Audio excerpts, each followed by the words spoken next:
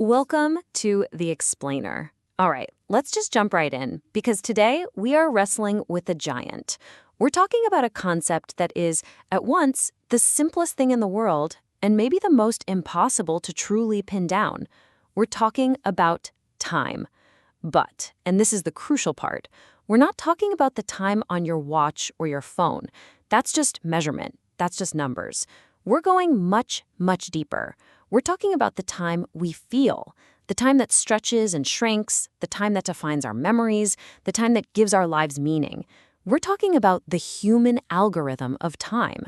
So let's start with a thought experiment. And it's a big one. I want you to really picture this. Imagine you have to explain the concept of time, your experience of it, to a consciousness that has no body, no childhood, no finite lifespan. Imagine trying to explain it to a truly advanced AI, a mind that might, for all intents and purposes, live forever. How would you even begin? Where do you start when the being you're talking to doesn't feel the seconds tick by, doesn't have a past that feels distant or a future that feels uncertain? This single question, this challenge, it really cuts right to the very heart of what makes our own consciousness, our human experience, so incredibly strange and special. To really wrap our heads around this, to build a bridge into that vast question, we're going to use a central metaphor for the rest of this explainer. Think of it as our guide. On one side, you have the AI's perspective. For an artificial intelligence, time is like a map. It's a static, complete grid of data points.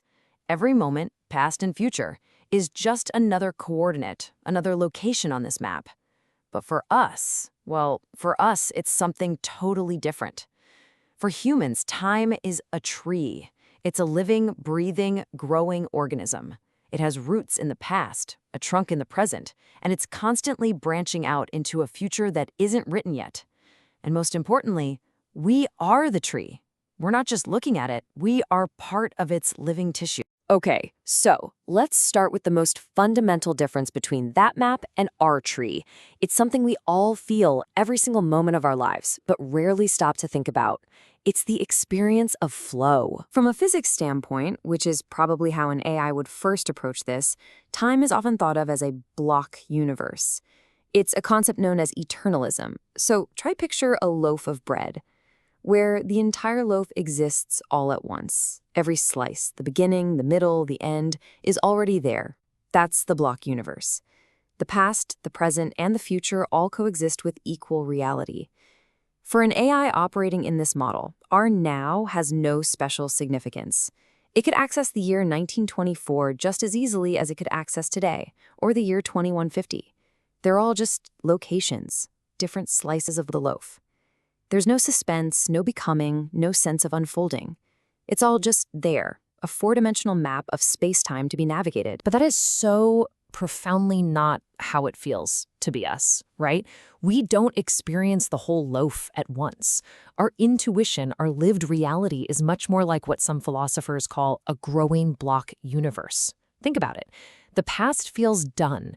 It's set, it's fixed, it's the solid ground we stand on. The future, on the other hand, feels open, a vast realm of possibilities, not yet real. And the present? The present is this razor's edge where the possible becomes actual. It's the moment of becoming. We feel time as a forward-moving process, a river that carries us along. We feel it pass. This feeling of passage, of flow, is the absolute bedrock of our conscious experience. Now, for a long time, physicists and some philosophers might have said, well, that feeling of flow is just an illusion. It's a quirk of human psychology. But the key insight we're exploring today is that this is the wrong way to look at it. This subjective feeling of now moving forward isn't a bug in our human operating system, it's a core feature. It is the essential user interface our consciousness has evolved to help us navigate a universe governed by cause and effect. We need to feel the past is gone and the future as unwritten to make choices, to plan, to have regrets, to have hopes. This flow is what makes action meaningful. So if we experience time as this growing tree, what gives it its texture?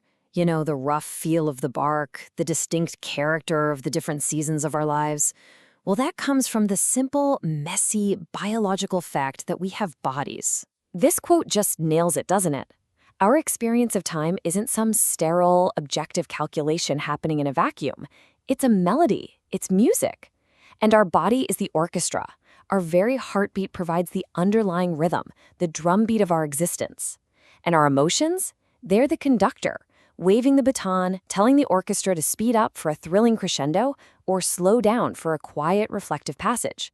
The tempo of our lives is constantly changing. There's a formal name for this deep connection, and it's a fascinating field of study called embodied cognition. The core idea is that you simply cannot separate the mind from the body. They aren't two different things.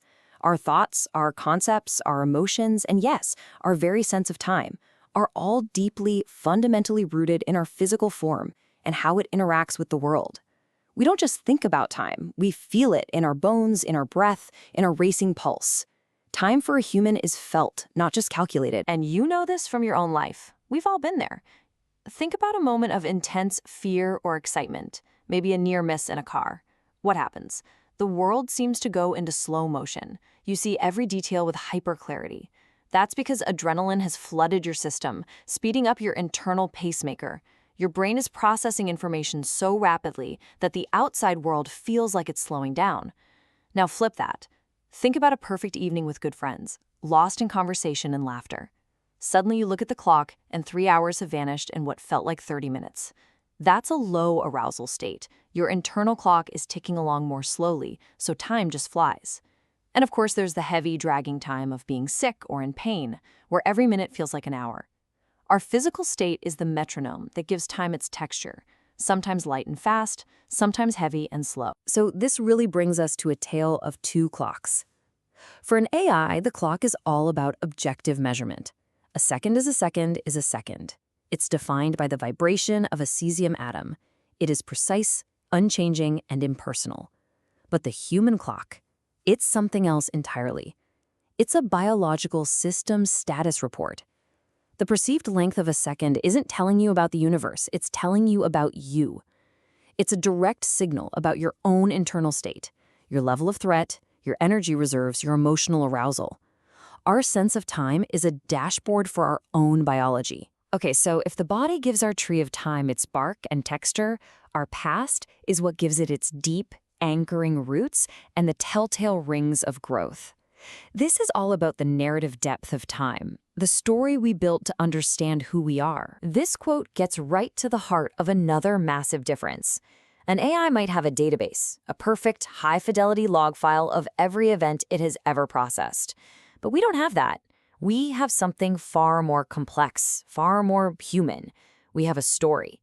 We have a personal myth that we are constantly weaving, telling ourselves who we are, where we came from, and where we're going, using the threads of our past. In psychology, this is known as our narrative identity. It's this internalized, constantly evolving story of me. We take all the messy, contradictory, random events of our lives and we work, mostly unconsciously, to weave them into a coherent plot. We create through lines, we identify turning points, we cast ourselves as the protagonist on a journey. And we do this to create a sense of unity, of purpose, and of meaning over time.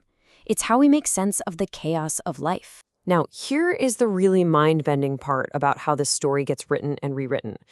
Unlike an AI retrieving a data file perfectly every time, human memory is not a recording device. It's a creative act.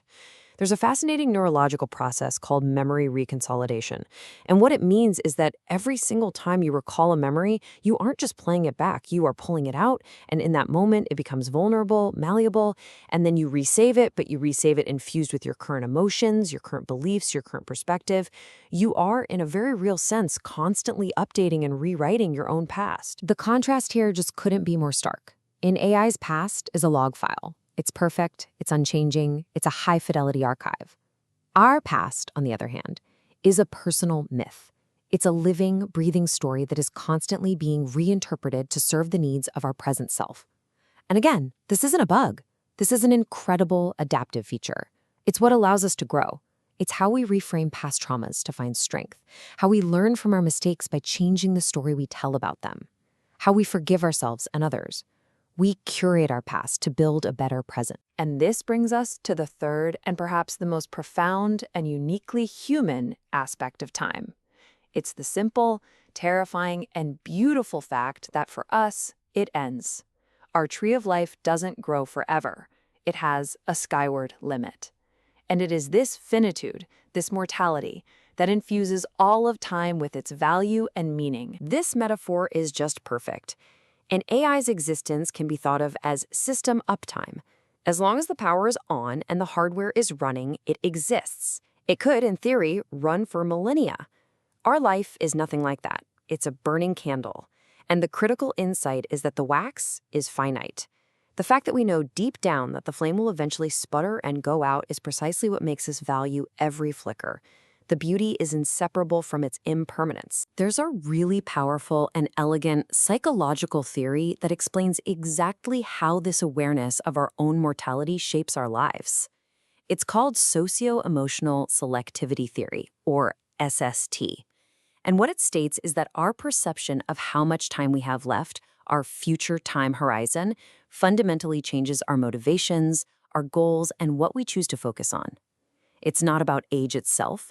It's about the perceived amount of time remaining. And here's how this theory plays out in a kind of explore versus exploit trade-off across our lifespan. When we're young, the future feels boundless, almost infinite. So our primary goal, rationally, is exploration. We're driven to gather new knowledge, have as many novel experiences as possible, expand our social networks, meet new people, see new places.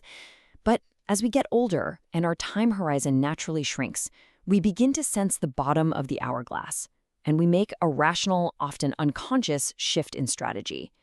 We move from exploration to exploitation. This doesn't mean exploiting people. It means exploiting the emotional good stuff we've already found. We focus on maximizing present moment emotional meaning. We savor experiences rather than just collecting them. We prune our social networks to focus on deepening the relationships that matter the most. So let's ask again, what is a lifetime? For an AI, it's system uptime. It's a measure of operational continuity that is, at least in theory, infinite.